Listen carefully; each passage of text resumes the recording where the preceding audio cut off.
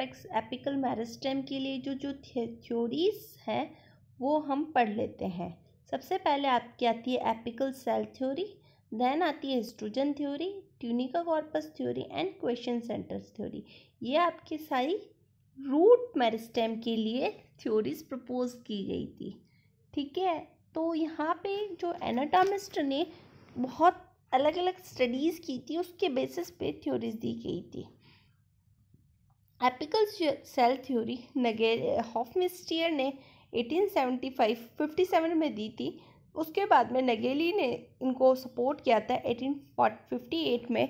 तो इसका जो मेन माना जाता है, ये थ्योरी मानी जाती है, नगेली के द्वारा मानी जाती है। और ये इनका ये मानना था कि पूरे जो प्लांट का फॉर्मेशन होता है वो एक सिंगल एपिकल सेल से गवर्न होता है, वही ग्रोथ एंड डेवलपमेंट के लिए रिस्पॉन्सिबल होती है। ये थ्योरी लोअर प्लांट्स होते हैं, एल्गी, ब्रायोफाइट्स और टेरिडोफाइट्स के लिए एकदम सही प्रूफ होती है, जबकि ये हायर प्लांट्स पे हम अप्लाई करें तो ये वहाँ पे डिसप्रूव हो जाती है। तो एपिकल थ्योरी होती है सिर्फ क्रिप्टोगैम्स पे अप्लाई होती है, नॉट एप्लीकेबल टू फेनोरोगैम्स। आपका एपिकल सेल्स आपके पूरे प्लांट का फॉर्मेशन करती है। देन आपका आता है हिस्टोजन थ्योरी। आइंस्टीन ने इस थ्योरी को रिप्लेस किया था 1868 में। इसके बाद में स्ट्रैसबर्गर ने इसे सपोर्ट किया था। इसने ये थ्योरी थी, ये एंजियोस्पर्मिक रूट और शूट एपेक्स को स्टडी करके बनाई गई थी। इस थ्योरी के अकॉर्डिंग मेन प्लांट बॉडी होता है वो मास मेरिस्टेम से फॉर्म होता है। इसमें मास मेरिस्टेम होता है वो 3 जोन का फॉर्मेशन करता है। हर जोन को हम एक हिस्टोजन के रूप में जानते हैं। सबसे पहला जोन होता है यूनिसिरेट या डर्मेटोजन, जो आपका एपिडर्मिस का फॉर्मेशन करता है। देन आपका आता है पेरिब्लम। पेरिब्लम आपका कॉर्टेक्स का फॉर्मेशन करता है। देन आपका आता है फ्लोरिम। फ्लोरिम आपका सेंट्रल सिलेंडर या स्टीली का फॉर्मेशन करता है। यह आपकी है हिस्टोजन थ्योरी। ये पहले तो एक्सेप्ट हो गई थी, फिर धीरे धीरे क्या हुआ कि जो पेरिब्लम और फ्लोरिम है उसमें डिस्टिंक्ट नहीं कर पाए थे, इसलिए ये इतनी एक्सेप्ट नहीं हो पाई है। ये सिर्फ कुछ प्लांट्स में ही एक्सेप्टेड हुई है।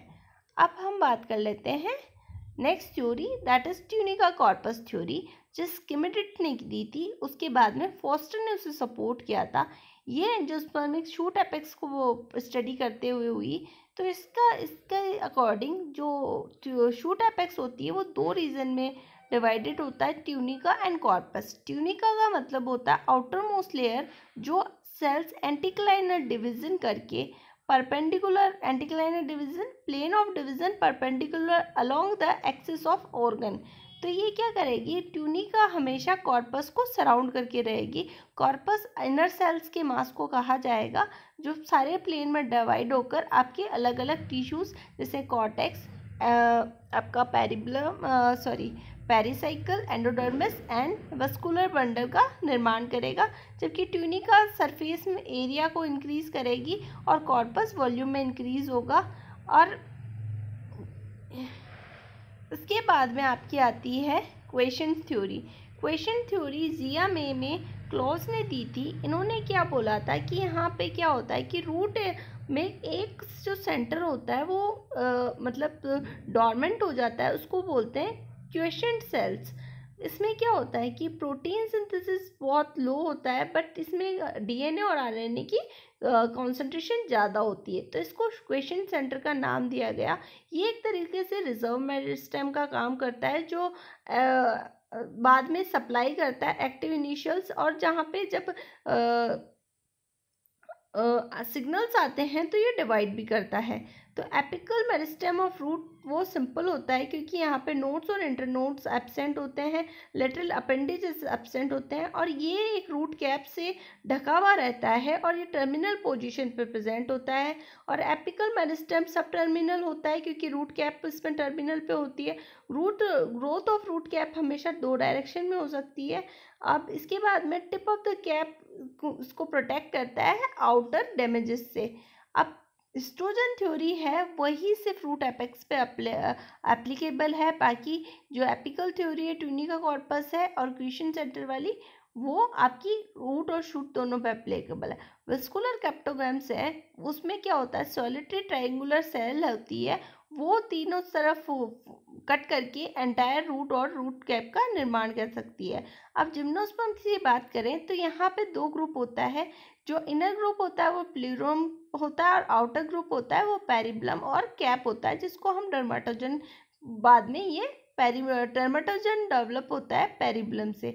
डाइकोटिलेडन एंजियोस्पर्म्स में बात करें तो 3 type of group of initials होते हैं। मीडियम होता है वो पेरिब्लम का फॉर्म करता है, इनर आपका प्लूरियम का फॉर्म करता है और कैप होती है वो स्पेशलाइज्ड डेवलपमेंट ऑफ एपिडर्मिस होता है। मोनोकॉट में 3 ग्रुप ऑफ इनिशियल्स होते हैं। टर्मिनल वंस क्लेप्टोजन जिसको क्लेप्टोजन कहा जाता है जो कैप फॉर्मेशन करती है। मीडियम वन डर्मेटोजन कहा जाता है। पेरिब्लम अंदर के टिश्यूज होते हैं जो प्लूरियम का निर्माण करते हैं।